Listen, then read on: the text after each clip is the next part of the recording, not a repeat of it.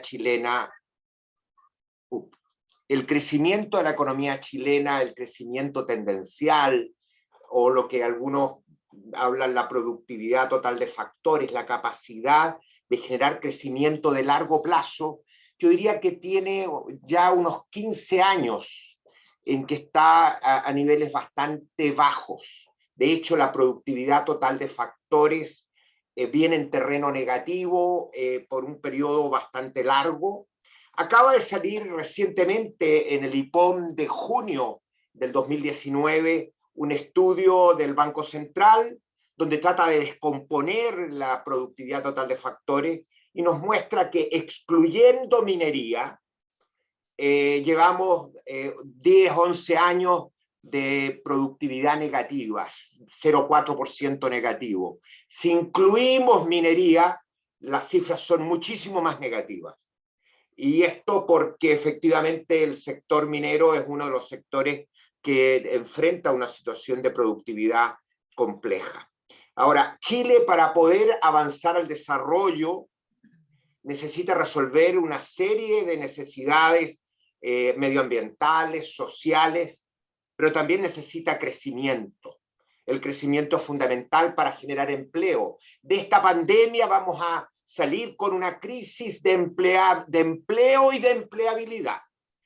¿Por qué de empleo? Porque hay una caída de la participación laboral, especialmente femenina, muy importante, y de empleabilidad porque la crisis ha acelerado la transformación digital y por lo tanto las competencias de nuestra fuerza de trabajo han quedado desadaptadas para las necesidades del futuro.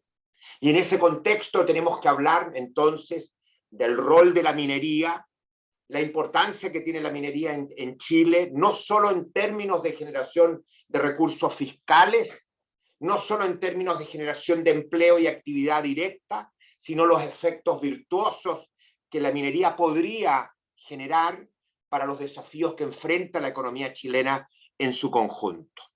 ¿Cuáles son ya más propiamente tal los desafíos de la minería? Y hago referencia a un trabajo colaborativo, Marcela, Alejandra y otras participan de este esfuerzo, que es el PNM 250, el Plan Nacional de Minería 250, que fue tomado a partir de la experiencia que lideró Máximo en el Ministerio de Energía, el Programa Nacional de Energía 2050, que fue un programa participativo. Esto es una actividad que se ha estado llevando y que se va de alguna manera a hacer pública, pero son espacios de creación de capital social, de diálogo, de conversación sobre cuál es el rol que uno espera de un determinado sector muy importante de la economía chilena, pero además cómo lograr esos objetivos, esas metas con visión de largo plazo.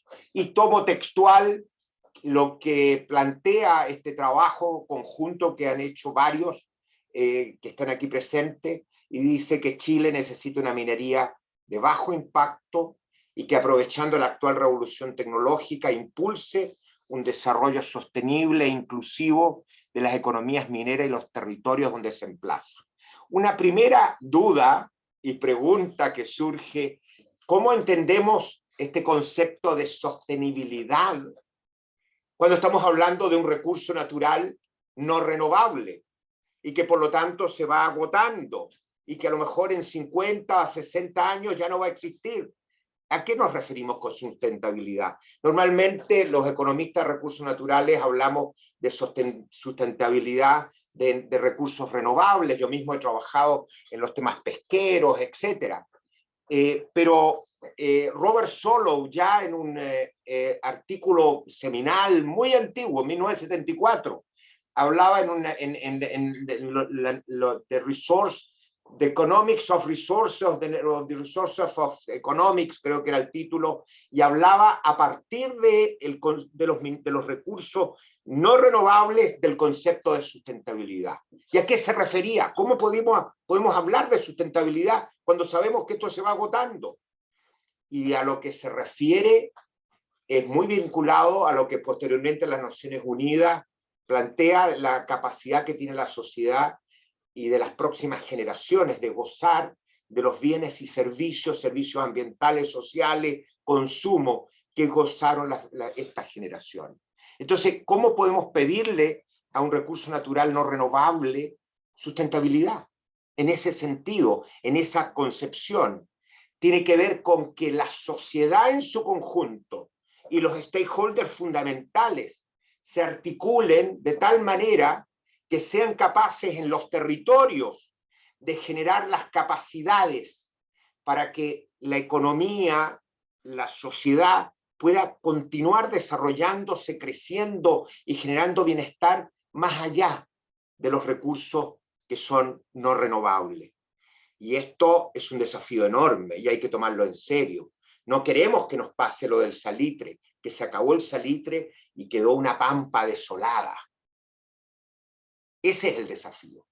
Ahora, aterrizando más en lo concreto de los grandes desafíos de la minería actual, más allá de este concepto de sustentabilidad global, que hay que empezar a incorporarlo y que se vincula con algunos de los temas que aquí están, la minería chilena tiene un desafío de productividad muy importante al cual nos vamos a referir, que ya se arrastra por más de una década. El tema de la seguridad es un tema fundamental, no solo en lo laboral, sino que más amplio que ese ámbito. La sustentabilidad ambiental desde una perspectiva local, pero también desde una perspectiva global. La relación con las comunidades, de generar una relación de ganar-ganar con las comunidades, no tan transaccional como ha sido la experiencia de algunas empresas y de los últimos años, que al final genera situaciones muy complejas y muy miopes y muy de corto plazo y no de construir valor en una perspectiva de largo plazo.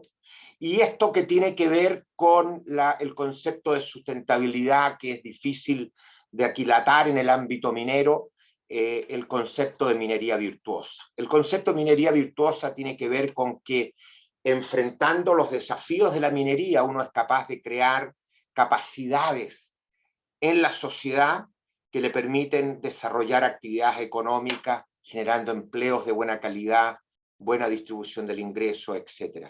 Y por último tenemos sin duda todavía un desafío de una pequeña minería sostenible. Este es un trabajo que lo hemos hecho en la Universidad Adolfo Ibáñez, de poder entender cuáles son los desafíos de la minería hoy día. El tema de la productividad, estos son datos del Consejo Nacional, de la Comisión Nacional de Productividad en realidad, no el Consejo. Y bueno, esta es la trayectoria de la productividad de la minería. Se habla de un periodo de tiempo en que incluso hemos tenido 6% al año de caída de productividad total de factores. La pregunta que surge de inmediato es cuánto de esto es endógeno, cuánto de esto es exógeno. Pero el análisis que hace la propia CNP es que la mayor parte es de carácter exógeno y del orden del 1%, si uno controla por los factores exógenos, permanece como una caída de productividad que tiene que ver con temas de gestión, temas de innovación, etcétera.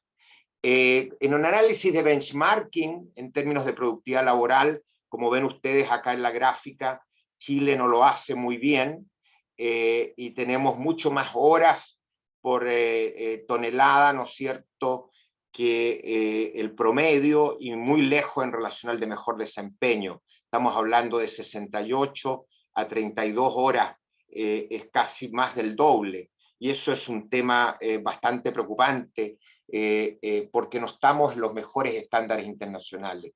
Cuando hablamos de los factores exógenos, muy rápido, tiene que ver obviamente con el envejecimiento de los yacimientos en términos generales, la profundización de lo que llamamos la minería subterránea profunda, que va a ser un tema del futuro de la minería, un enorme desafío en muchos ámbitos, las mayores durezas de roca, aumento de sulfuros complejos, casi desaparición de los óxidos superficiales, menores leyes de cobre, lo que genera mucho mayores cantidades de relave por tonelada de cobre, aumento del consumo energético, la necesidad de independizar de las fuentes de agua continentales, la actividad minera, en gran medida, lo cual significa desalar e impulsar. Todo esto son factores que impactan en la productividad. Claro, uno podría decir eso no es controlable. Sin embargo, en la medida que uno es capaz de visualizar estos desafíos y tiene un esfuerzo de investigación y desarrollo significativo, efectivamente lo que uno puede hacer es enfrentar estos elementos del entorno externo y generar las capacidades para que no tenga el impacto en la productividad que ha tenido en Chile. Y eso no ha ocurrido y uno puede buscar explicaciones. Por ejemplo, en el esfuerzo que hace la industria minera chilena en investigación y desarrollo, en innovación. Y tenemos aquí en primer lugar del trabajo que hizo la OCDE con la Corfo, el TPTR, que son los estudios de productividad del programa de Transforma, y muestra cómo Chile en términos de intensidad del esfuerzo de I+D en minería aparece con una barrita minúscula en relación a todo el resto de los países. 0,15% contra 2% o más de 2% de Australia. O sea, son casi órdenes de magnitud de diferencia del esfuerzo. Órdenes de magnitud. Y eso es sin duda un problema. ¿Por qué cuesta tanto vincular grupos universitarios a veces o centros de investigación con innovación con las empresas mineras? Bueno, tiene que ver también con la densidad de capital humano avanzado que existe, que trabaja en innovación, y la relación de este mismo estudio que les mencionaba anteriormente muestra por tonelada de cobre que es 26:1 cuando comparamos la minería chilena con la minería australiana. Y cuando vemos los sectores productivos chilenos, el sector minería, a pesar de que es el 10% del PIB y en algunos periodos mucho más que eso, y tiene un rol tan predominante y desafíos tan mayúsculos y tan idiosincráticos, porque muchos de los desafíos tienen que ver con características propias de los territorios, y por lo tanto eso requiere un esfuerzo de innovación mucho mayor y un esfuerzo de I+D. Nosotros aparecemos en el lugar, la minería aparece en el lugar 15 de 18 sectores, lo cual es complicado. Hay otro tema que explica en parte también este envejecimiento de nuestra minería, y es que tenemos un déficit de inversión en exploración. Basta con mirar, ¿no es cierto?, la participación en la producción y cuánto representa nuestro esfuerzo de exploración en relación al total mundial. Y claramente aquí tenemos un problema. Y hay temas administrativos, legales, la acumulación de derechos de explotación que quedan aquí paralizados, lo cual genera bloqueo. Son temas que hay que abordar y que definitivamente afectan al sector. Y en seguridad, que mencionábamos como uno de los temas relevantes, sin duda una fatalidad en la minería es un tema trágico en cualquier ámbito, pero es especialmente relevante. Y el tema de seguridad laboral es un tema fundamental que de alguna manera está orientando los esfuerzos del desarrollo de la minería del futuro. Pero cuando hablamos de minería autónoma o minería remota autónoma, la ciberseguridad se transforma en un tema fundamental, y sabemos que tenemos problemas de resiliencia en nuestro sistema incluso de comunicación, en nuestra red de fibra óptica, etcétera. Pero hoy día en ciberseguridad el efecto de los hackers, los riesgos que esto implica, esto pasa a ser un tema de primera importancia. En sustentabilidad ambiental, sin duda el tema más importante son probablemente los relaves, pero hay un conjunto amplio de desafíos: contaminación del aire, gases de efecto invernadero. El rol de las energías renovables sin duda puede ser muy importante, y la gestión de recursos hídricos. Son temas ambientales relevantes de la minería que hay que abordar. Pero cuando hablamos de una minería sustentable, lo que estamos hablando es cómo los desafíos de la minería son capaces de generar oportunidades para innovar, pero que esa innovación sea realizada de un modo, de una forma que va generando capacidades en el ecosistema nacional de innovación. Y esas capacidades permiten crear, así como Mignovex existe para promover los proveedores y el desarrollo tecnológico, nos permite crear la posibilidad de exportar, no solo de exportar minerales, sino de exportar conocimiento minero. Y esto lo hablamos, me acuerdo, con Iván Valenzuela cuando era subsecretario de Minería, el año 92. Chile exporta minería, no solo minerales. Entonces esto ha sido un tema que ha estado planteado por décadas. Lo planteamos en el Consejo Nacional de Innovación, etcétera, en el programa de Alta Ley como un tema fundamental con objetivos específicos. ¿Y de qué se trata, no es cierto? Te interrumpo, llevas 15 minutos, te vamos a dar 5 más para que vayas. Estoy terminando ya. Perfecto, entonces, un primer ámbito en que nosotros vemos esta relación virtuosa, pero que también se expande a otros sectores, porque cuando tú creas estos proveedores con competencias, cuando creas estos vínculos con las capacidades de investigación, cuando creas capital humano capacitado de meterse en procesos de innovación, cuando creas expertise en Big Data, en gestión inteligente de datos, está haciendo un aporte a la economía nacional. Por lo tanto, este concepto que una comisión el año 2014 planteó de la minería virtuosa es un concepto fundamental. Y aquí tenemos un tema que con Marcela lo trabajamos cuando estábamos en Corfo, cómo a partir de las energías renovables tenemos por un lado una demanda de materiales verdes, pero al mismo tiempo la posibilidad de avanzar hacia una minería verde, la electromovilidad con 4 o 5 veces más intensidad de cobre, de cobalto, de tierras raras. Tenemos reserva de cobalto, hay que transformarla en actividad económica, el ámbito sustentable de la construcción. Bueno, esto ya no solo es un tema de licencia social, esto es un buen negocio. El 14 de julio, la Comisión Europea aprobó la regulación del establecimiento de, entre comillas, impuestos en la frontera a los insumos que tienen carbono.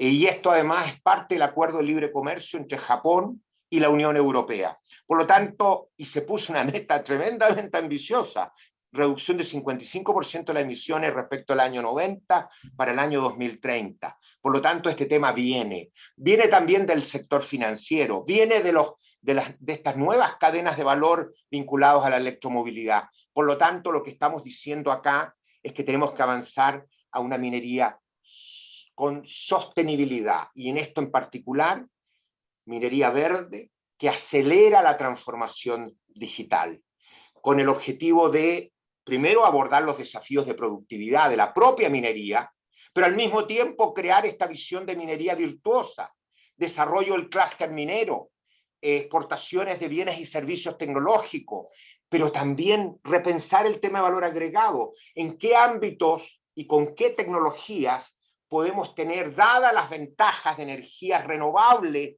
ventajas para establecer en Chile actividades que antes no teníamos ventaja comparativa. Pero hoy día, con el tema verde, con el tema de la trazabilidad, empezamos a tener ventajas que sean interesantes de considerar. Entonces, nuevamente, el tema central que a mí me motiva con el sector minero es este tema de minería virtuosa, que genera impactos y externalidades para avanzar en la sofisticación productiva, digital, sustentable de nuestra economía, exportaciones diferenciadas, que se diferencian en estos atributos de trazabilidad ambiental, social, porque el mundo va hacia allá, porque la pandemia nos enseña que nuestra interdependencia global es enorme, y por lo tanto este fue el primer round, como muestra ilustra este mono acá, y la acción climática viene y fuerte, y la cuarta revolución industrial y la minería de 4.0 es un elemento fundamental en este proceso. Dejamos quizás para las preguntas el referirnos a el royalty. Solo quiero concluir, me queda un minuto, Marcela, 2 minutos. Medio minuto. Medio minuto. A propósito de la discusión sobre constitución y política minera, hay que recordar que la constitución actual establece el dominio patrimonial del Estado sobre los recursos mineros y se establece un derecho de explotación a través de las concesiones, artículo 19, número 24. Eso no hay que cambiarlo, eso es del Estado. Lo que hay que discutir es cuáles son los recursos no concesibles, tema para la discusión, 1. Tema 2, cómo el Estado impulsa una minería virtuosa por una parte, pero al mismo tiempo recauda una proporción importante de la renta ricardiana, de la renta minera. Y hay que distinguir entre lo que es la renta minera de la cuasi renta de innovación. Y solo mencionar... Te voy a preguntar eso en el espacio de diálogo, Eduardo. Sí, pero solo dejar las gráficos que la tasa efectiva de tributación de Chile hoy día está entre 38 y 40%, y que eso es bajo en relación a los estándares de los países desarrollados, y por lo tanto hay un espacio para poder modificar la regalía minera, como se le llama, pero teniendo en cuenta que nos interesa promover una minería virtuosa, que tenga impactos, y por lo tanto no se trata de matar la gallina de los huevos de oro, sino que ver cómo generamos un espacio de ganar-ganar, donde la minería virtuosa cumple un rol fundamental. Y para eso lo dejamos para las preguntas, para la discusión, porque este es el tema más contingente que está siendo discutido en el Senado y que esperamos hoy día poder discutir al respecto.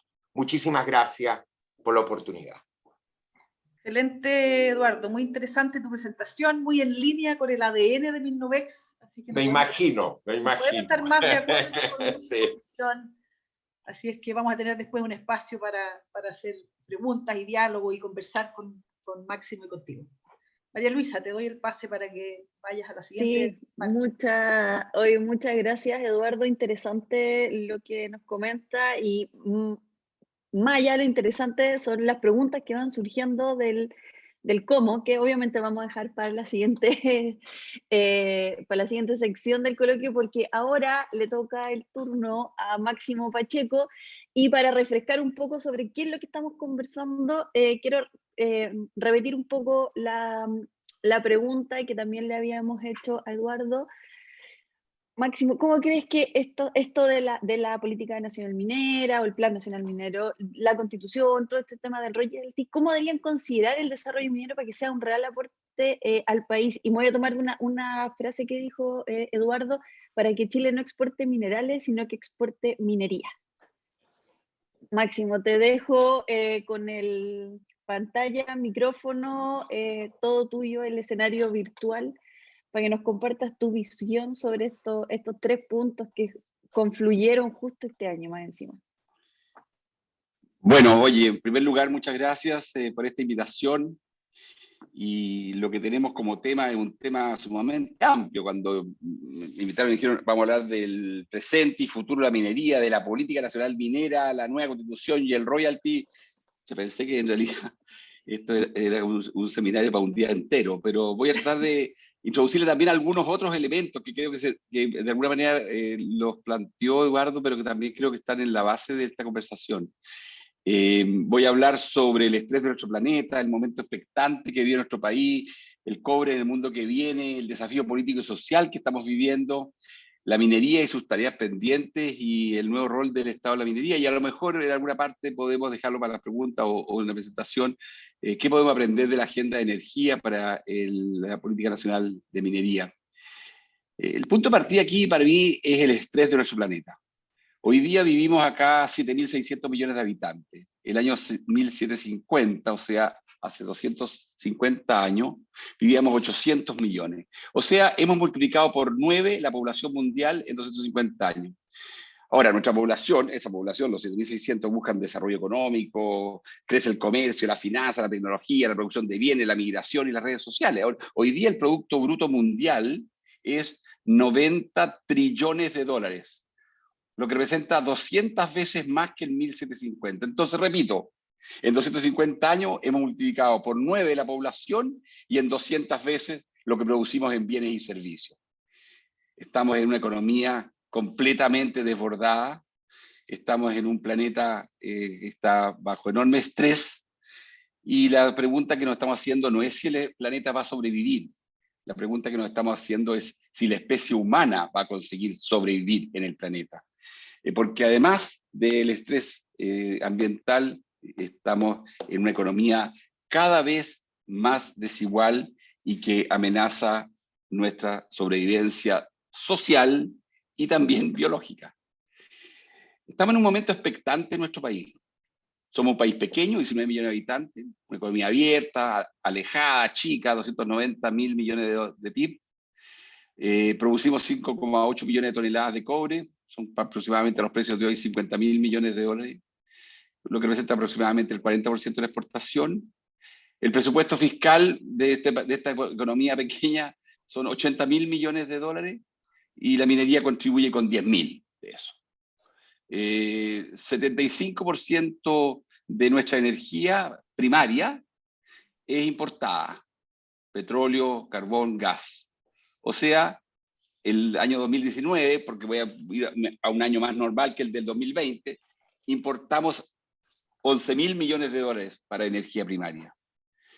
Como país iniciamos una revolución que está transformando nuestra matriz energética y en el futuro dependeremos del sol y del viento. Costo marginal, 0.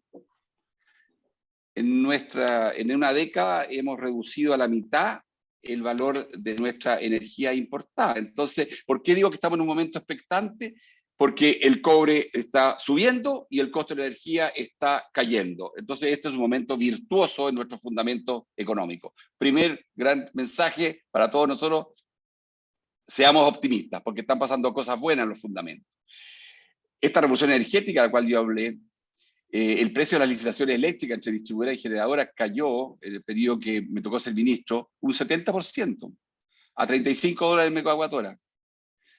Hace pocos meses atrás, en Arabia Saudita, la última licitación eléctrica fueron $10 el megawatt hora.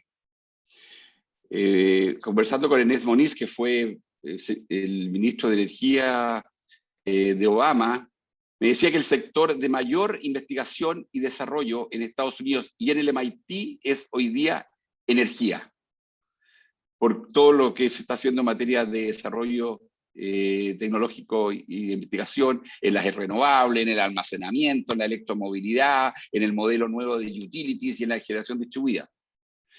Yo les puedo casi asegurar que durante esta década vamos a haber resuelto el tema del almacenamiento económico para gran escala de la electricidad, y eso va a cambiar la geografía del sector generación. El inmenso impacto que esta caída en los precios de la electricidad va a tener en el agua, con la escasez hídrica que tenemos por el proceso de desalinización. Nosotros somos un país que tenemos una tremenda crisis. Yo estoy aquí en Casablanca, 40 milímetros acumulados en el año, lo normal en un año son 200 milímetros a esta fecha. Pero tenemos 3.000 kilómetros de costa.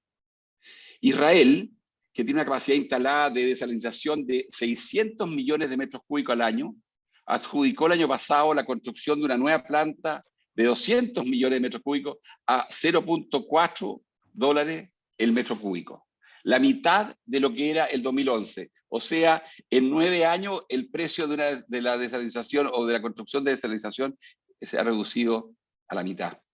Chile hoy tiene una capacidad instalada de 200 metros cúbicos por año, que es principalmente plantas que están en la minería. Entonces, lo que estoy diciendo es que con estos precios de energía veremos desalinizar agua, no solo para la minería, sino también para la agricultura, que es el 80% del consumo del agua, y obviamente también para el consumo humano, que es un derecho humano. Entonces, como país, somos la capital solar del mundo por radiación, o sea, mayor radiación solar del planeta, y podemos tener costos futuros totales, costos de generación, transmisión, distribución, de $10 el megawatt hora. El pobre, además, en el mundo de hoy, tiene enorme valor porque el mundo es cada vez más eléctrico y el mundo se está despidiendo de la era fósil y entrando en la era de las renovables a través del proceso de la descarbonización, principalmente de las termoeléctricas del sistema de generación. La urbanización, la expansión de las clases medias y el fin de la era fósil, con la generación distribuida y el fin de las megacentrales, muestra algo que está en un estudio de Boston Consulting Group. Ningún mineral, ningún commodity se va a beneficiar más con la descarbonización que el cobre. En el caso de energía, por las renovables, por la transmisión, por el almacenaje. En el caso del transporte, porque va a expandirse el transporte eléctrico en el sector público, el transporte público, en camiones, en autos, en edificación por la eficiencia energética, por los electrodomésticos, por la calefacción digital, en la industria por la eficiencia energética, por la sustitución de materiales. Y entonces nosotros tenemos cobre y litio. El cobre es además, la demanda de cobre, que tiene dos componentes, la producción para el consumo final, como toda mercancía, pero también tiene un valor el almacenarlo, por la volatilidad de su precio. Es lo que se llama los inventarios, otros lo llaman los fines especulativos. El cobre es un activo financiero. Y bueno, la verdad es que en un mundo de riesgo, este activo toma cada día más valor. Entonces uno dice, ya todo esto es fantástico, este señor en qué país vive, porque nos ha dicho puras cosas buenas, sí, puras cosas buenas, pero tenemos problemas y severos. Estamos en una profunda crisis. ¿Cuál es la crisis en que estamos? La crisis en que estamos yo la retrato en esa famosa frase que nos dijo el presidente Piñera el 9 de octubre del 2019. Dijo, Chile es un verdadero oasis. Y eso no era verdad. Creo que como país escondimos bajo la alfombra o bajo la forma de deuda de las personas muchos problemas, muchas tensiones, muchas carencias, muchos conflictos. Y lo hicimos y escondimos bajo la alfombra esto más allá de toda prudencia. Somos en definitiva dos países, a lo menos. Creo que en todo este proceso electoral hemos visto a los candidatos de todos los sectores hablar de dos países, a lo menos. Un país del 10%, con ISAPRE, educación privada, educación y universidades de primer nivel, y otro país del 90%, con FONASA, con educación municipal o privada subvencionada, y yendo a lugares, a estudios superiores, digamos, donde se vende bastante humo. Somos el país donde ya se habló de esto por parte del ministro de Salud, un país de niveles de hacinamiento, y el INE nos menciona en la encuesta laboral que 1/3 de todos los trabajos de la fuerza laboral chilena son informales, gente que trabaja sin contrato, gente que trabaja como colero en la feria, que sale todas las mañanas a buscar dónde conseguir 15.000 pesos para poder volver a la casa. Un país del pituto, país del clasismo, del elitismo, pero también este país es un país que tiene 1,2 millones de habitantes en la educación superior. La mitad de esos están en la educación técnica nacional.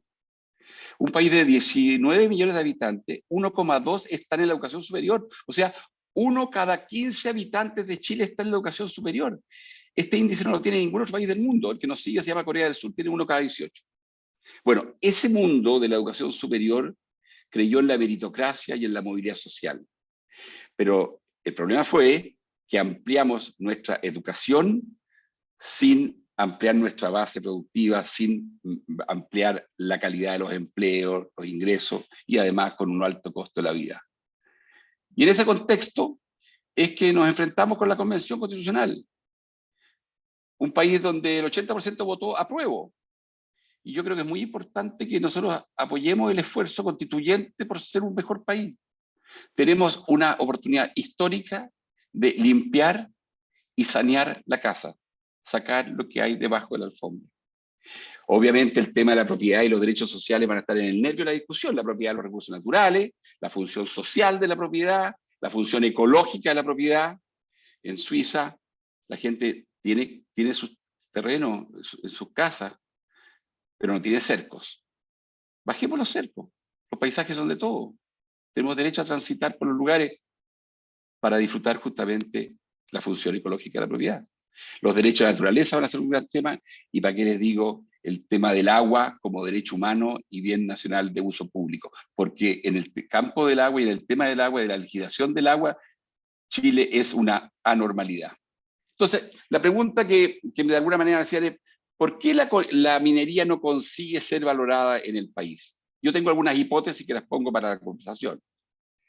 Primero, porque solo se le asocia a una actividad extractivista. No se le asocia a creación de valor. No es una fuente de innovación para la sociedad y para la cultura empresarial. No es un espacio abierto a la experimentación, al ensayo, a la investigación, ni un campo para construir colaboración innovativa.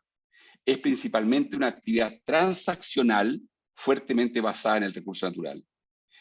Creo que a la minería le falta ser considerado un buen ciudadano. Y tal vez falta eso por falta de lo que los gringos llaman statesmanship, o sea, el arte de gobernar. ¿Cómo participo yo del desafío de construir gobernabilidad para el país?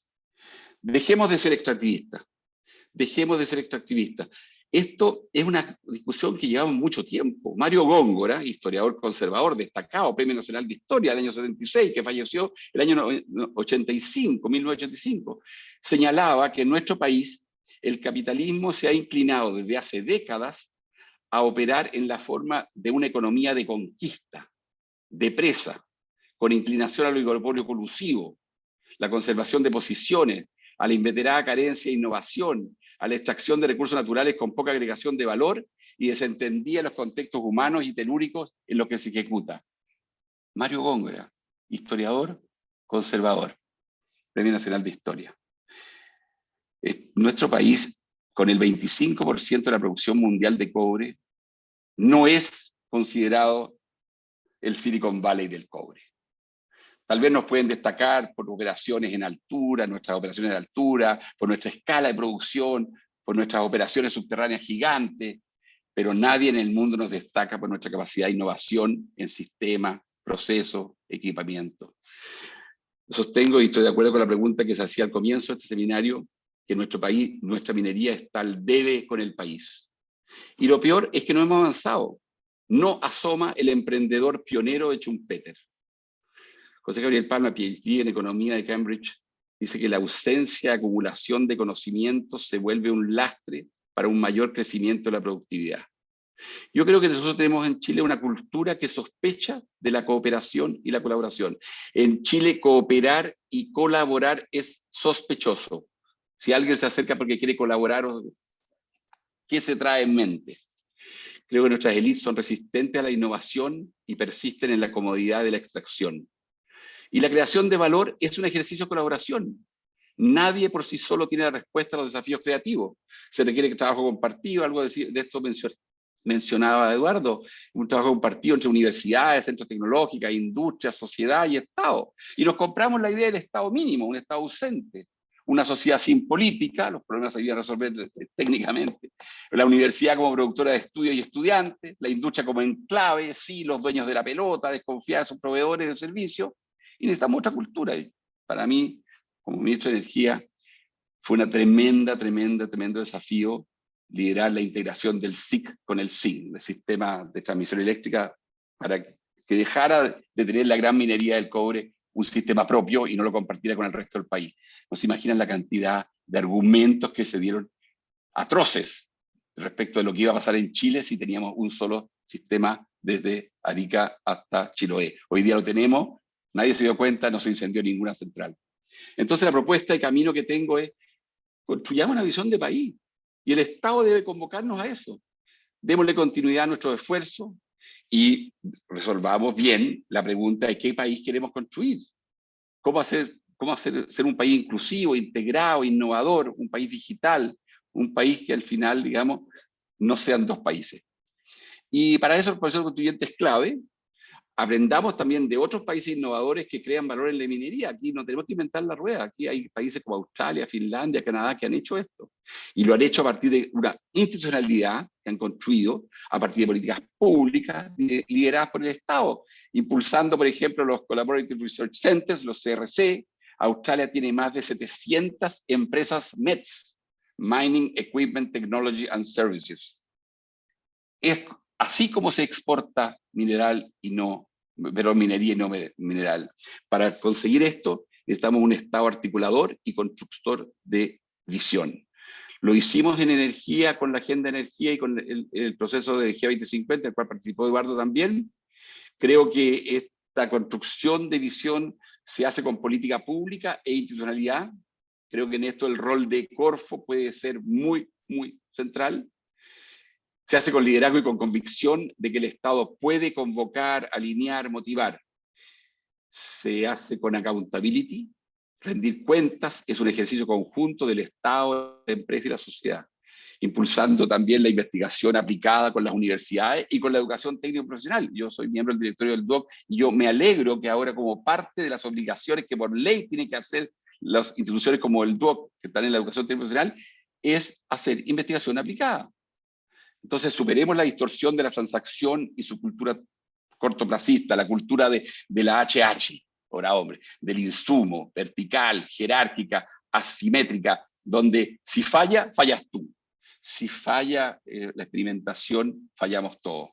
Tenemos nosotros pymes, tenemos contratistas, tenemos emprendimientos para resolver juntos y en cooperación el desafío innovador. Dejo para las preguntas el tema del rol de Codelco y eventualmente de qué es lo que podemos aprender de la agenda de energía para el plan o la política nacional de minería, porque creo que ya me pasé de mi tiempo, ¿o no fue así? Estamos justo, Máximo. Bien, en el resumo y tiempo conclusiones. Somos optimistas por los fundamentos país de un mundo que necesita más cobre y en plena era de energía renovable abundante en el país. Nos estamos haciendo cargo como país de temas sociales y políticos que hemos eludido y escondido. Vivimos un momento donde queremos diseñar una nueva estrategia de desarrollo donde el Estado debe representar el bien común.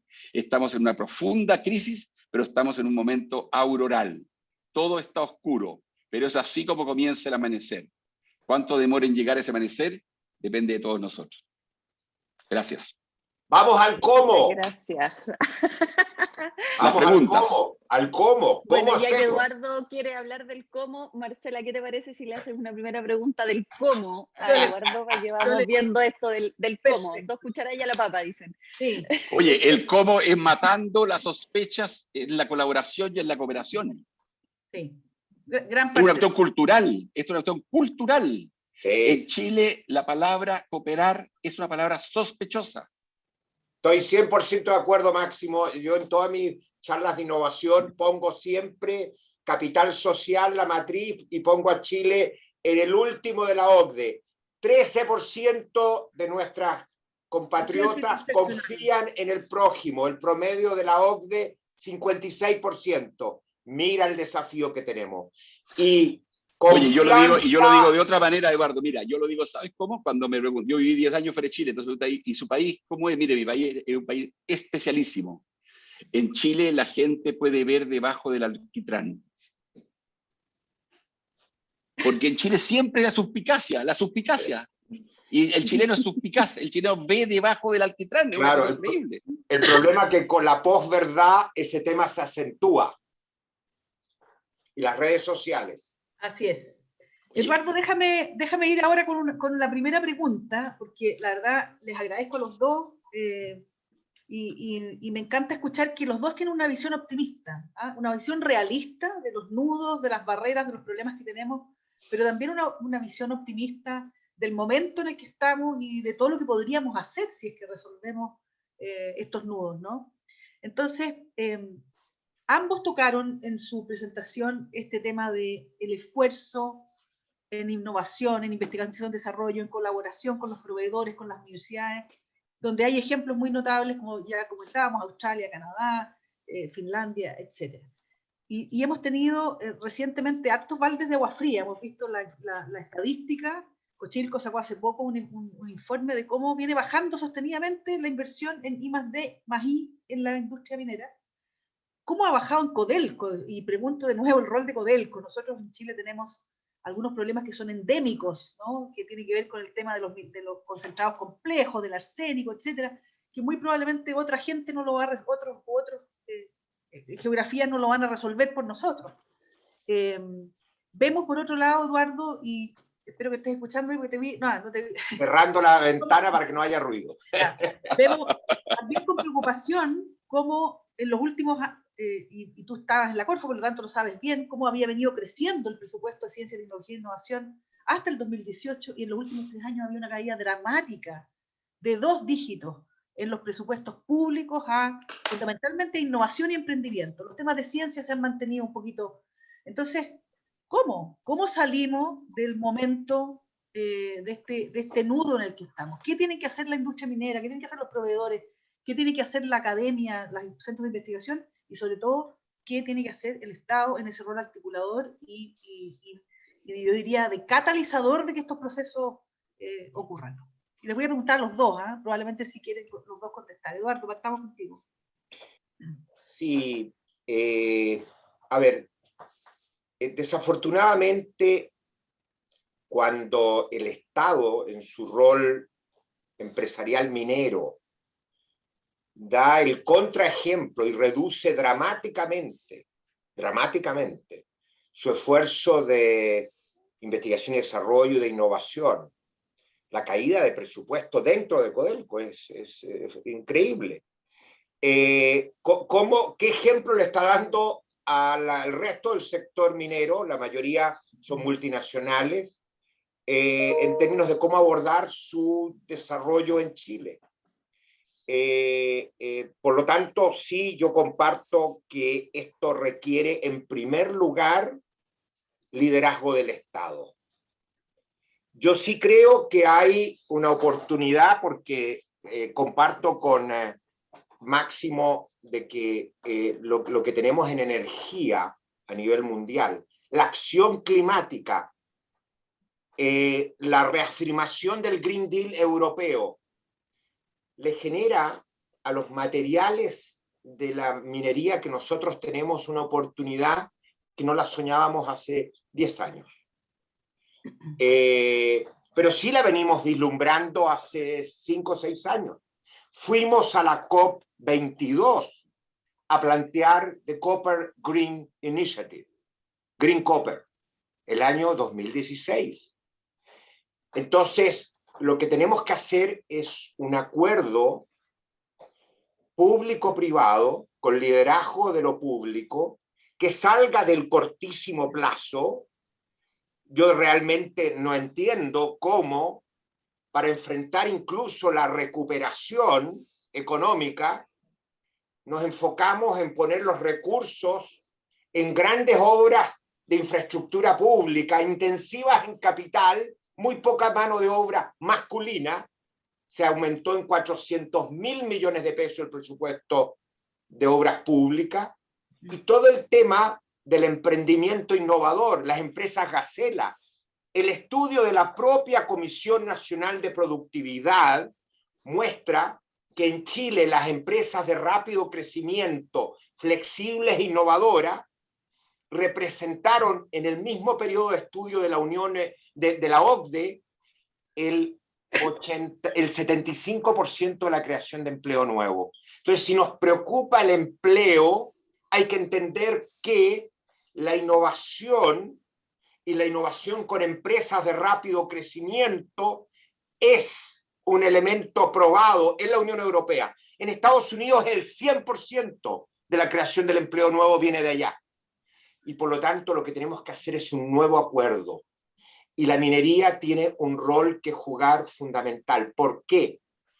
Porque los desafíos tecnológicos son de tal magnitud, de tal complejidad, que si nos proponemos junto con el sector minero abordar con una perspectiva de largo plazo los grandes desafíos, minería sin relaves, minería con bajísima trazabilidad en las emisiones, esos desafíos, minería de alta seguridad, los desafíos de ciberseguridad, de hiperconectividad, minería autónoma resiliente, son tan importantes, son de una masa crítica, son tan sofisticados que tienen la capacidad, la posibilidad, la potencialidad de generar en el país tales capacidades que irradian hacia el conjunto de los sectores exportadores.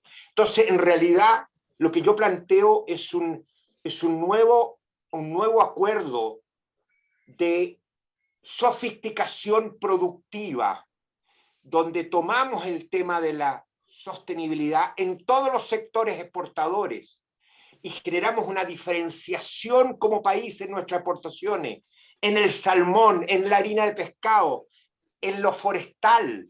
En lo forestal es la fibra forestal la que va a sustituir el plástico.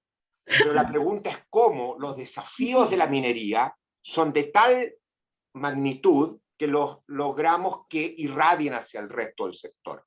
Entonces, yo tengo una serie de temas concretos de cómo avanzar. Primero, la minería, al resolver sus necesidades hídricas, sus necesidades en términos de, por ejemplo, hidrógeno verde, sustituir combustible, sus necesidades en temas digitales autónomos, etcétera, si lo hace de una forma colaborativa, va a generar un impacto ya en los territorios. Y doy un ejemplo, Marcela, que lo hemos trabajado en otra comisión, el tema hídrico. ¿Cómo es esto de que cada empresa minera tiene que velar solo por su necesidad de agua?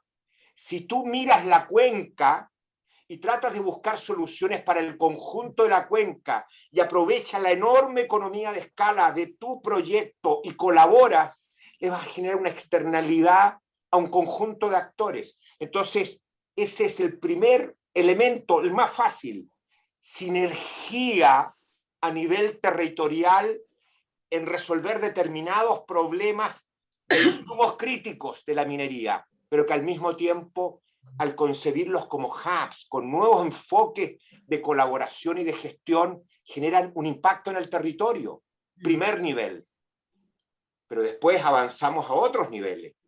¿Cómo cambiamos la relación transaccional de corto plazo, en donde el precio es lo único que importa, entre el comprador de servicios mineros y el proveedor? Bueno, este tema se ha estudiado, el concepto de compras innovadoras. Entonces, no hay un esfuerzo de innovación en la forma en que yo compro, en concordar que además, donde yo incorporo las nuevas tecnologías principalmente, en los nuevos proyectos, y eso se planifican a largo plazo. Y lo hemos conversado con las empresas socias de Mignovex por años. Las empresas de ingeniería, cuando arman un proyecto, toman todo lo que es out of the shelf, lo que está listo, lo que está probado. Por lo tanto, si uno no incorpora un proceso de experimentación y de pilotaje con visión de largo plazo, no va a ocurrir, no va a ocurrir. Y el inmediatismo nos mata. Entonces hay que hacer un nuevo acuerdo y hay que generar estos mecanismos. Hemos dado pasitos pequeños. Estaba ahí Patricio Aguilera, ¿no es cierto?, los centros de pilotaje, el programa Expande, pero hoy día es en lo marginal, no están en los grandes desafíos. La convocatoria es decir, pongamos los grandes desafíos, pero hagámoslo de una manera que genera capacidades locales, externalidades, capital humano sofisticado, aumenta el vínculo entre la oferta de tecnología, entre la investigación, esos elementos de infraestructura tecnológica, pero no en términos de fierro, sino de todo lo que significa la sinapsis, es lo que falta en Chile. Y eso hay que trabajarlo sistemáticamente. Absolutamente. Eduardo, creo, o sea, viste en el clavo con todos los temas. Ha habido algunos pasos medio frustrantes, porque logramos que no pase mucho, y hace poquito, recuerden, el World Economic Forum vino a decirnos que la peor puntuación que tenía Chile en su desarrollo económico y en su desempeño era en esta capacidad de colaboración público-privada para crear los mercados del mañana. Entonces ahí tenemos un tema país que está al debe. María Luisa. Sí, tengo una pregunta para Máximo, que está muy relacionada con lo que está comentando Eduardo, y me gustaría saber un poco su visión al respecto, porque aprovechando que mencionaste Máximo Góngora, a mí me dio como un poco de pena, la verdad, como que estamos igual que, como dijo Góngora, que estábamos hace un montón de décadas atrás. O sea, seguimos en el mismo sistema, con los mismos problemas. Me refiero a los problemas que están limitando nuestro desarrollo y lo que nos haría prosperar como sociedad. Entendiendo prosperar una sociedad más equilibrada, con esto del respeto del medio ambiente, donde todos colaboren entre sí, lo que se entiende por prosperar en esta economía de la rosquilla, que me gusta bastante su concepto. Entonces, yo te quería preguntar algo como mucho más concreto, más allá del largo plazo, de de estos nuevos acuerdos que ya mencionó Eduardo, que tenemos que hacer, que tenemos que empezar a cambiar, que las compañías mineras, el gobierno, los proveedores, las universidades, todos tenemos que sentarnos en algún momento a conversar y abrirnos y dejarnos llevar por este flujo de innovación, de desarrollo. Pero yo te quería hacer una pregunta que siempre hago cuando hago talleres de innovación y cuando vemos proyectos, es ¿cuál crees tú que debería ser el primer paso? ¿Por dónde partimos? ¿Cómo fomentamos eso que mencionaste del Silicon Valley y del cobre? ¿Cómo? Una cosa, lo primero, sé que estamos entre nueva constitución, royalty, política nacional, pero algo tiene que iniciar esto. Entonces, con tu visión tan holística que comentaste, ¿cuál crees tú que tiene que ser ese primer paso? Mira, el primer paso para mi gusto, María Luisa, es salir de la complacencia. Si nosotros tenemos que decirlo con todas sus letras, nuestro empresariado no es innovador. Así de claro. Hagámonos cargo de eso. Y cuando uno dice esto, es que tú eres antiempresario. ¿Cómo ser antiempresario si me he dedicado toda mi vida a eso? Y lo único que puedo decir es que lo digo desde adentro. Porque aquí la gran minería no está contratando las soluciones, está contratando obras hombres. ¿Ya? Y si hay que innovar, si falla, tú fallaste. ¿Quién va a hacer innovación así? Entonces nosotros tenemos que salir de la complacencia. Yo creo que nosotros necesitamos terminar de demonizar al Estado y a la política. Eso nos ha hecho mucho daño.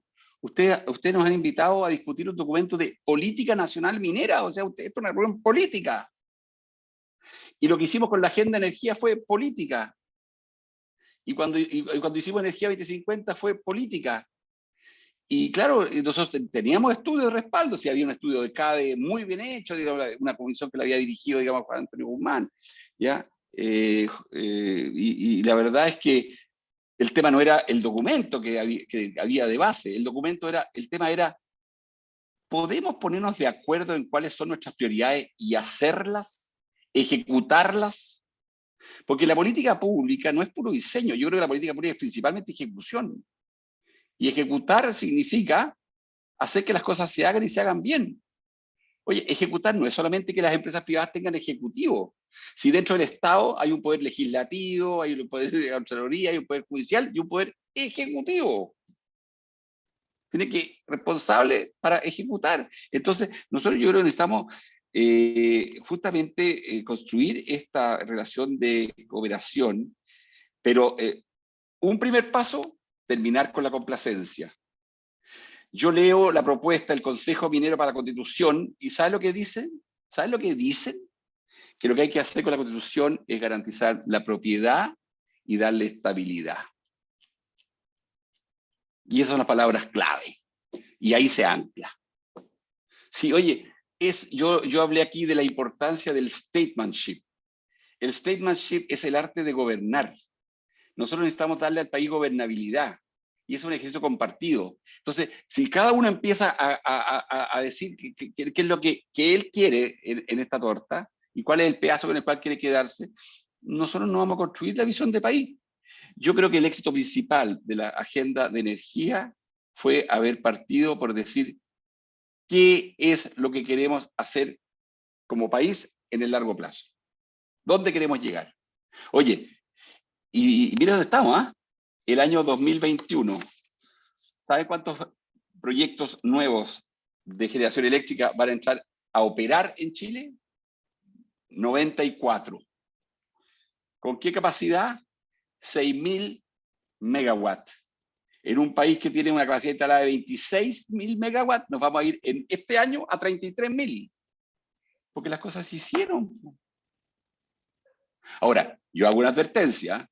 Nosotros somos mencionados en el mundo como el boom de la energía y esta cosa fantástica de las energías renovables no convencionales, porque todas estas 6.000 son todas renovables no convencionales, la mitad son fotovoltaicas. Pero yo quiero hacer una advertencia. Sostenibilidad. Y no podemos seguir desarrollando estos proyectos si no nos preocupamos de desarrollo de talento local, desarrollo de las pymes locales, desarrollo de capacidad de emprendimiento local, de capacidad de desarrollo de recursos humanos.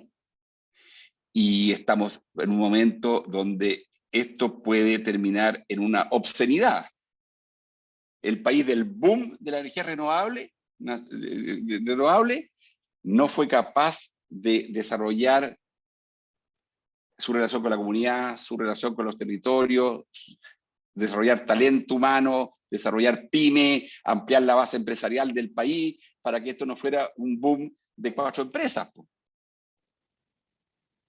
Y yo advierto de eso porque esta es una emergencia. Aquí están empezando a pasar muchos casos de proyectos que se mandaron a cambiar, que dejaron impagos, contingencias, compromisos, y no cumplieron con sus comunidades, con la gente que contrató.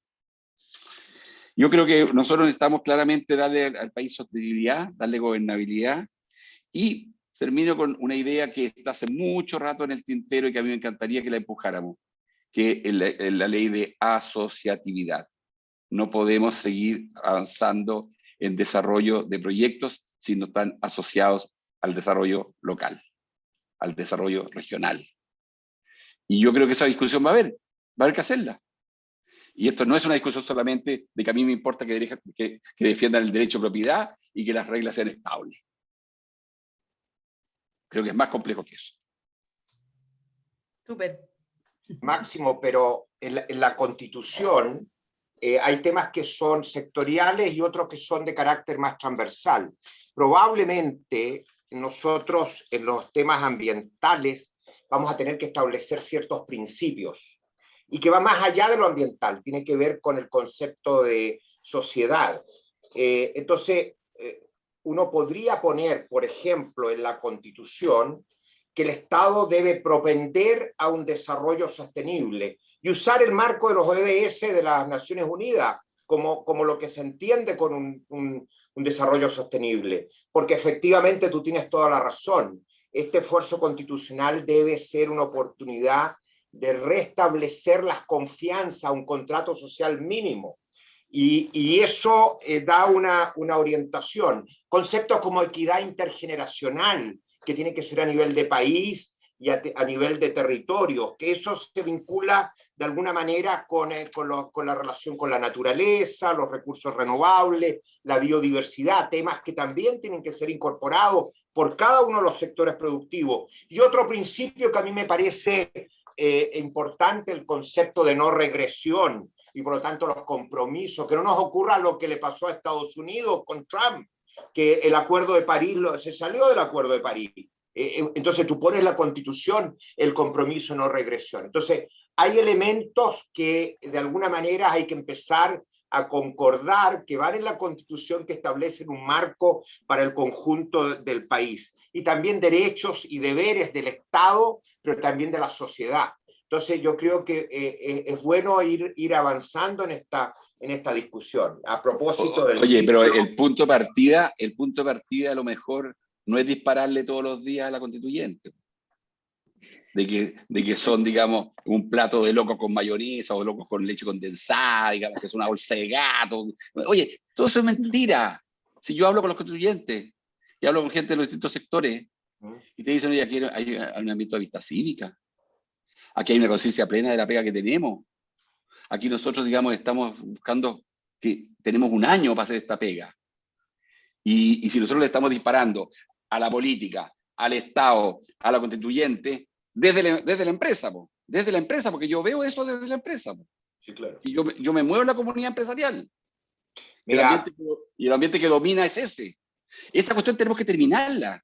sí, Porque eso le hace un Máximo, profundo daño al país. Máximo, yo soy de las personas que desde el año 90 viene proponiendo un rol del Estado en política industrial moderna. Y nunca lo logramos en el periodo de la concertación ni de la nueva mayoría. Siempre fuimos lo mínimo. Algo, por primera vez, te quiero comentar, se logró un acuerdo el año 2004-2005 en el gobierno de Lagos, cuando el ministro de Hacienda, Nicolás Aguirre, se convenció, después de haber ido a Nueva Zelanda, etcétera, y armó el royalty a la minería. Y dijo, esta plata tiene que ir para innovación. Y creó Yo fui parte de ese esfuerzo, el Consejo Nacional de Innovación y del FIC. ¿Y qué pasó después? Solo 1/3 de esos recursos se asignaron efectivamente a innovación. Pero estáis disparando, pero con misil ametralladora en contra de Teatino 120, ¿ah? Y eso me parece súper bien, porque Teatino 120, pero sí, pues. Teatino 120 le ha hecho un profundo daño a la discusión económica y social del país. Bueno, pero el tema es que desde cuando conversábamos con Nicolás en ese consejo, él ya no era ministro, estoy hablando del año 2006, 2007, yo era ministro de Obras Públicas, pero estaba en el consejo porque me interesaba el tema de la innovación. Lo que veíamos es que la estructura productiva del país tenía un impacto en la distribución primaria del ingreso. Y lo que soñábamos y queríamos impulsar es esta visión de los países de Europa del Norte, donde tú haces un esfuerzo, Estado, sector privado, de sofisticar tu producción, y con eso cambia la distribución funcional del ingreso. Y empiezas a generar entonces una situación virtuosa de una demanda sofisticada por trabajo. Y por lo tanto, esto que tú mencionas, que tenemos el mayor enrolamiento terciario, no se transforma en una enorme frustración. Lógico. Varios sociólogos... Oye, pero si todos... Oye, Eduardo, todos sabemos, porque yo te digo que yo Perdóname, sé... todos saben, pero no está legitimado en una política del Estado proactiva de sofisticación productiva. Así Un es. tremendo sesgo ideológico, por cierto. El sesgo ideológico es brutal. No, o tecnocrático, Eduardo. Tecnocrático, no nos olvidemos de Teatino 120, si Teatino 120 es parte de la ecuación. No, oye, si yo estuve de ministro de Energía cuando nosotros fuimos a plantear el proyecto de ley de equidad tarifaria. Sí, ¿Cómo era posible que en Alto Biobío el kilowatt hora valiera el doble de lo que valía en Santiago? Si la gente estaba con la central al frente mirándola toda la mañana. Oye, y Teatino 120 es que no se puede hacer subsidios cruzados porque eso distorsiona los sistemas de precios en el mercado. Pero tenemos y hoy día tenemos un sistema que esa ley se aprobó, oye, contra Teatino 120, ¿ya? Y para aquellos que no saben lo que hay en Teatino 120, ahí está el Ministerio de Hacienda y la Dirección de Presupuesto. Esa cuestión, porque yo quiero radicar también responsabilidad no solo en la empresa, también en el Estado. Sí, aquí hay responsabilidad compartida, Estado, empresa, sociedad, y tenemos que armar con todos ellos esa ecuación. Pero Máximo, efectivamente hay una caricaturización y demonización del Estado muy ideologizada, pero recientemente también hemos escuchado una demonización extrema del ámbito privado. El futuro se construye con un nuevo trato, donde el que va a dinamizar la economía y hacer este cambio son los empresarios innovadores. Recomiendo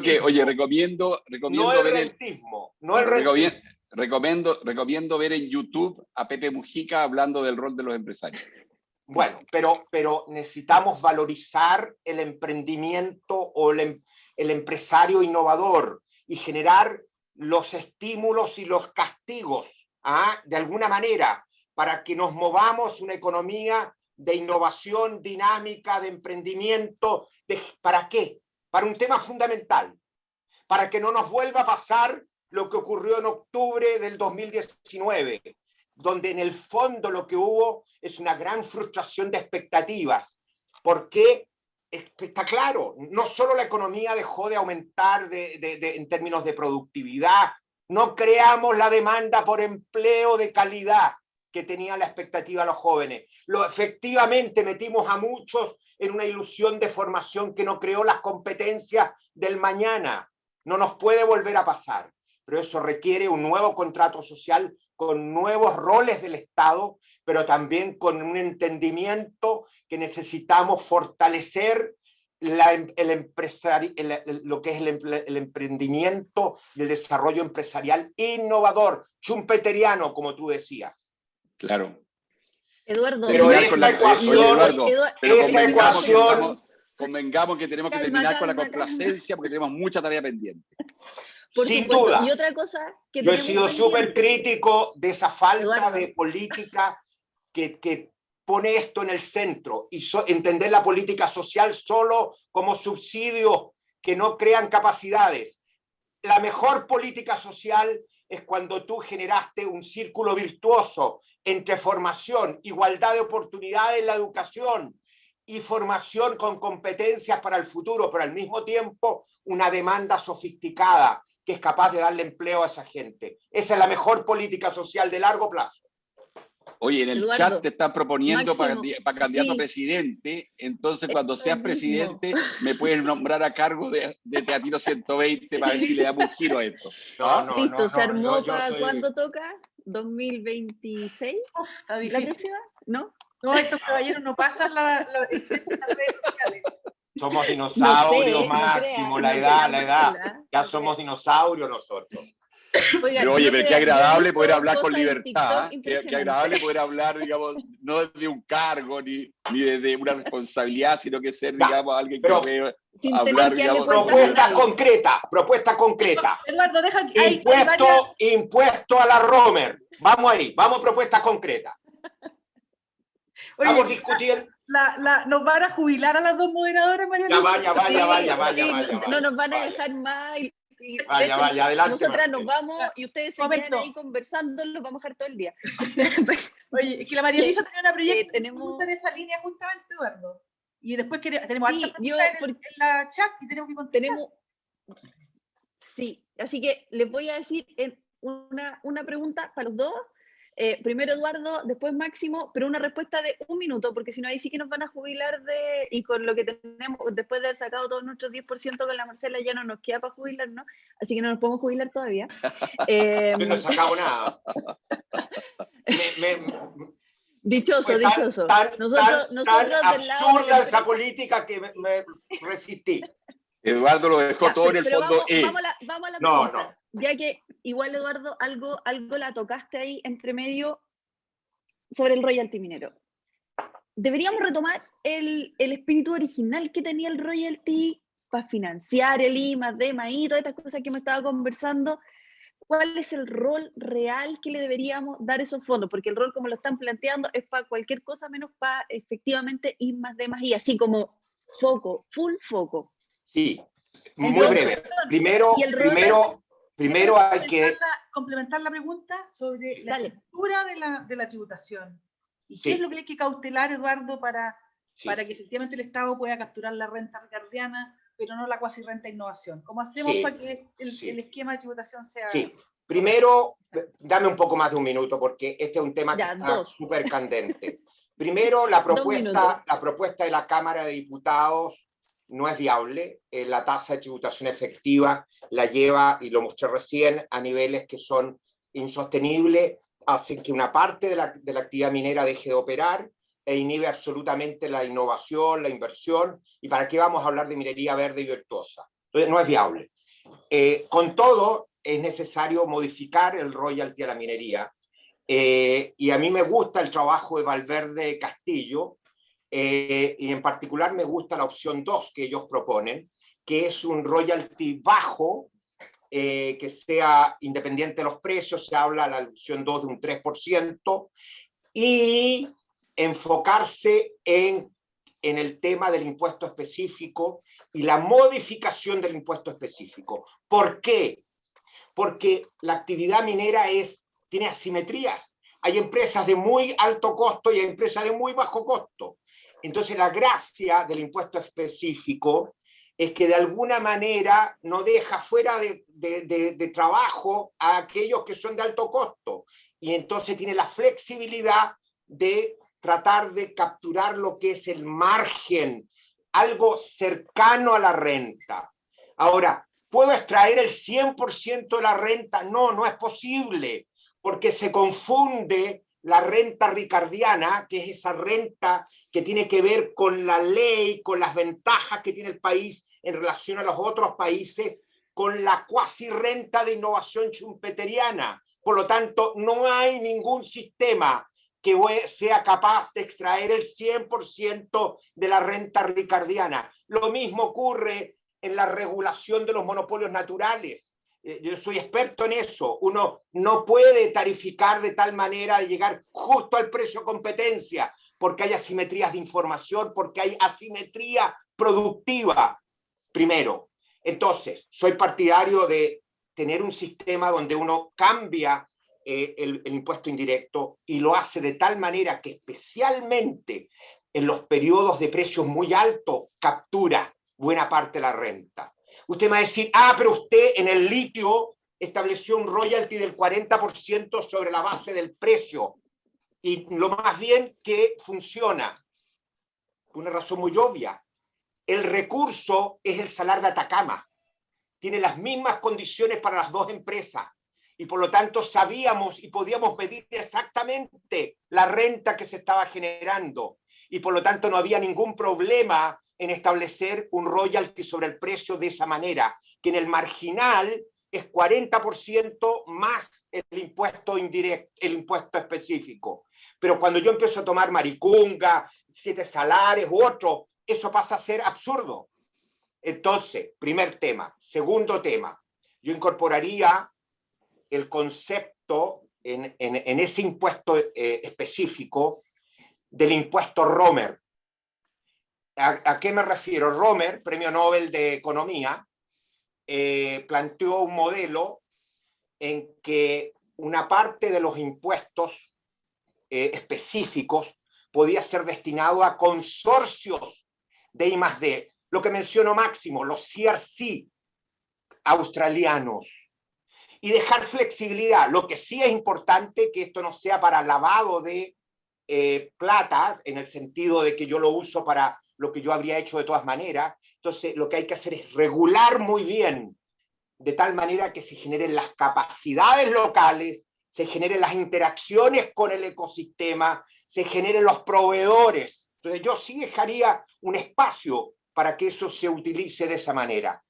Y adicionalmente, un tema que lo hemos conversado en otro consejo, el Estado debería usar para, en general, el país, una proporción importante de las regalías mineras para impulsar de verdad lo que se pensó el año 2005, 2004, cuando se armó el FIC, para invertir en el futuro de una economía y de una sociedad que sea sostenible desde todo punto de vista.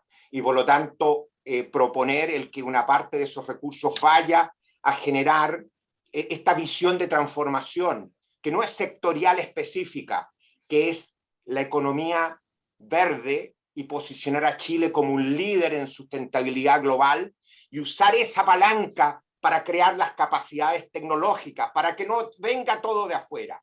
Entonces yo soy partidario de hacer las modificaciones a la regalía en la línea de Valverde Castillo y hacerlo ahora, pero que haya el espacio para que existan los consorcios tipo Romer financiados, así como el impuesto al carbono permite a las empresas compensar una parte en su territorio. De la misma manera, yo lo armaría, pero muy bien regulado, de tal manera de asegurar la externalidad. Esa es una propuesta súper concreta. Entonces, más allá de que necesitamos un gran acuerdo, etcétera, partamos en concreto. Ahora, el Senado. De acuerdo. Hay una discusión interesante con la Comisión de Minería Verde que les recuerdo que además el seminario del viernes 30 a las 3 de la tarde va a presentar las propuestas de la Comisión, que va exactamente en la línea de lo que está comentando Eduardo. Falta esto del impuesto Romer, más flexible. Falta esto, Marcela.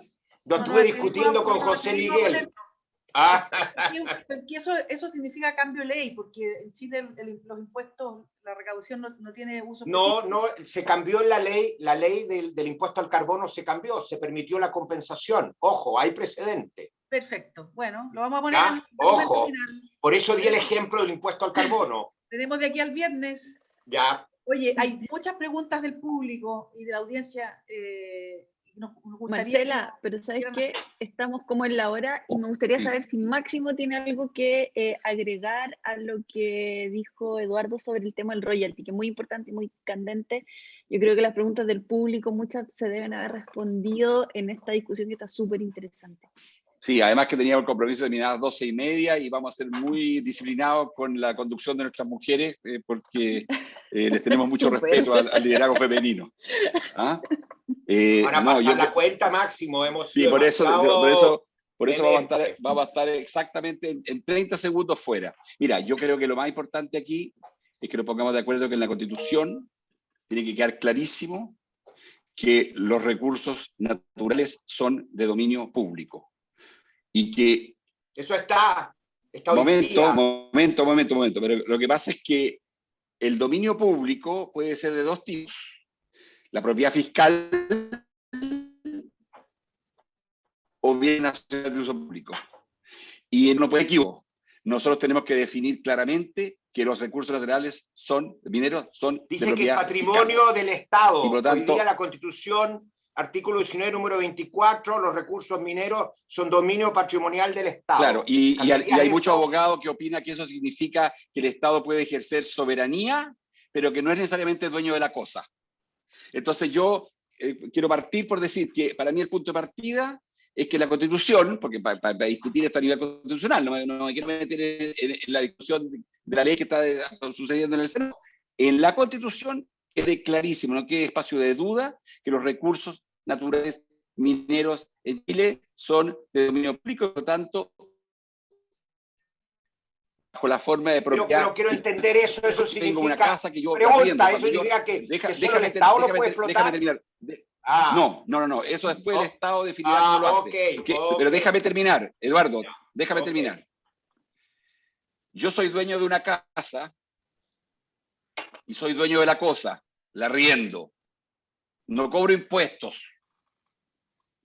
Yo defino en qué términos yo dejo que se use eso. Yo soy dueño de una tierra, la pongo en mediería, no estoy cobrando un impuesto. Yo lo que estoy haciendo es conviniendo en un contrato qué porcentaje va para ti, qué porcentaje va para mí. Entonces yo creo que aquí lo importante es que yo como país defino que los recursos naturales mineros son de dominio público y la forma y el tipo de dominio público es de propiedad fiscal. Y por lo tanto después me asocio, después veré si le doy concesión, después veré, digamos, si le pongo royalty. Pero yo creo que la discusión primera es esa. Siendo las 12:30, quiero ser respetuoso con nuestras mujeres. Y con el resto de los asistentes que está súper interesado siguiendo la conversación, no sé si hay alguna posibilidad, yo creo que ya pregunta por el tiempo, Marcela, yo creo que ya lo dejamos hasta acá. No sé qué te parece. A menos que haya alguna que a ti te parezca. A mí me encantaría, Patricio, a mí me encantaría, pero siempre que una. Máximo se comprometan a contestar en 30 segundos. 30 segundos. Sí, en 30 segundos. Patricio, 2, 3 preguntas, pero con respuestas en 30 segundos. Ya, primero, Eduardo y Máximo, hay 10 personas que han intervenido en el chat. Está Andrés Costa, Gonzalo de la O, Rafael Friedman, Mauro Valdés, Senko Gochina, Ronald Guzmán, Nancy Pérez, Caterina Edo, Carlos Orlandi y Alejandra Álvarez. Hay una pregunta que la voy a plantear de esta manera, la plantean varios de las personas. El rol de, por ejemplo, las compañías estatales, Codelco y Enami, cómo ellas se involucran o se comprometen realmente a fortalecer los desarrollos de innovación y de inversión en el capital humano desde su rol de agregación de valor. Clave, y el problema ahí es Teatino 120, el tema del cortísimo plazo. El Ministerio de Hacienda es su rol, velar por las arcas fiscales cortísimo plazo, y cuánta facultad le permite de orientarse al más largo plazo e invertir. Y yo he conversado con muchos presidentes de Codelco que me decían, no es nuestro rol, no sabemos, perdón, en las economías de la OCDE, en los países, Noruega y otros, donde hay empresas estatales, uno de los principales roles es crear y contribuir a la generación de estas capacidades en el ecosistema. Y nosotros hemos renunciado a ese rol. Y eso es uno de los primeros temas que tenemos que abordar como país. Gracias, Eduardo. ¿Máximo quiere agregar algo sobre eso? No, está todo dicho. Perfecto. Y la otra pregunta es sobre el hidrógeno. Esta la hace Carlos Orlandi. ¿Cómo ven ustedes el tema del desarrollo de hidrógeno verde en Chile? ¿Y cómo ven las posibilidades de focalizar un esfuerzo país para generar valor ahí? Sí, yo ¿Puedo hacer un comentario aquí, Patricio? Mira, Sí, claro. yo creo que es muy importante que revisemos la ley de presupuesto del año 2021 y veamos en la glosa cuánta plata le destina la Dirección de Presupuesto, Platino 120, a la Estrategia Nacional de Hidrógeno Verde. $500.000, 300 millones de pesos. Alemania le ha destinado en su presupuesto 10.000 millones de euros, 11.000 millones de dólares. ¿Se puede pretender decir que vamos a participar de la Liga Mundial del Hidrógeno Verde cuando esta cuestión es bla, bla, bla, bla, bla y no hay billetitos? Entonces yo tengo mis serias dudas de cuánto hay de estrategia para que el país sea un participante en la Liga Mundial del Hidrógeno Verde. Creo que hay que hacerlo, creo que hay que hacerlo, y es fundamental por todo lo que hemos señalado, que es la revolución de la energía. Pero aquí hay que ponerle recursos. Así es. Pero yo lo haría, Máximo, está ocurriendo en las Olimpiadas del hidrógeno. Hoy día sale un artículo en el Economist sobre el rol de Japón y su compromiso. Japón es un gran socio comercial de Chile, muy importante. La manera de ver esto es cómo la minería virtuosa puede, junto con el Estado, generar las condiciones para tomar ese liderazgo. Y yo les digo, no hay duda. Lo pensamos cuando a mí me tocó negociar la regalía del litio. Dije, 457 millones de dólares hasta el año 2030 van a ir a centros tecnológicos para transformar la minería en minería verde. Así fue. Y el ITL, ¿qué pasó con el ITL? Ahí está trancado. ¿Y qué pasa con esta visión de crear capacidades locales? No está. Entonces, el desafío a futuro es, pongámonos de acuerdo en que la minería en el norte, en la altura, tiene ahí un espacio enorme para el desarrollo, en Sierra Gorda habíamos pensado, ¿no?, del hidrógeno verde, en múltiples aplicaciones.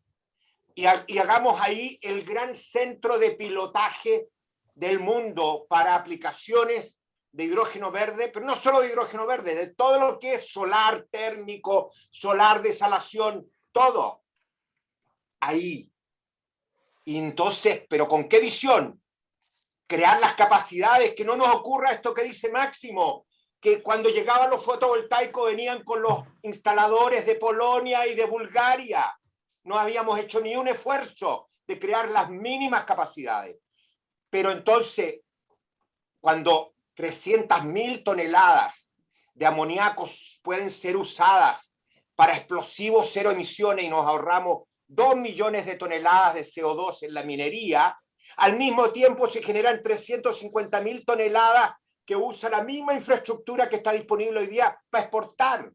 Y entonces la minería apoya en transformarnos en los líderes del amoníaco verde en el mercado mundial. Estamos compitiendo.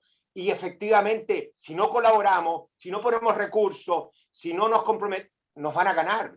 Nos va a ganar Arabia Saudita. Les comento, a mí me llamaron para participar en una asesoría. No me metí porque no me pareció interesante con Arabia Saudita. Por favor, estamos compitiendo contra Australia, contra Arabia Saudita, contra Brunei, contra Marruecos. Con algunos podemos cooperar con Australia. Con Alemania podemos cooperar, pero tenemos que hacer, efectivamente, poner los recursos donde están nuestras palabras. Y yo estoy de acuerdo, pero el sector privado y el sector público tienen que ser coherentes. Entonces yo no puedo pescar esa plata y darle a alguien afuera para que haga cualquier cosa relevante para Estados Unidos que no crea capacidades en Chile. Eso es una barbaridad. Entonces hagámoslo bien. Perfecto. Muchas gracias, Eduardo, y muchas gracias, Máximo. Esa sería la síntesis de preguntas, Marcela y María Luisa. Sí, pues hay mucha pregunta, Sí. la estuvimos viendo ahí en el chat, sí. Sí. Está buena. Vamos a tener que hacer una segunda parte, dicen por ahí. Definitivamente. Una pregunta, parte 2, coloquio con Máximo Sí. y Eduardo, parte 2. Sí. Lo que pasó después. Vamos a estar en Minovex cada vez que nos inviten, así que muchas gracias. Bienvenidos cuando quieran. Bueno, Muchas gracias. a Gracias, chao, chao. Buen día para Sí, todos. cerramos Chao. hoy. Gracias a todos por la participación y atentos a ver si hacemos la segunda parte o el próximo coloquio cuando corresponda. Muchas gracias, Máximo. Muchas gracias, Eduardo. Patricio, con el centro de pilotaje, como siempre. Muchas gracias. Y bueno, los dejamos invitados para nuestras próximas actividades. Entonces, nos estamos viendo. Chao, Chao, chao, que chao. tengan un buen día. Chao. perdonen la intensidad. No, se agradece, se agradece. Ya, ok. Fue excelente. Chao, chao. Chao. Estuvo animado, Eduardo, estuvo animado. Ya, bien, Máximo, chao. Chao.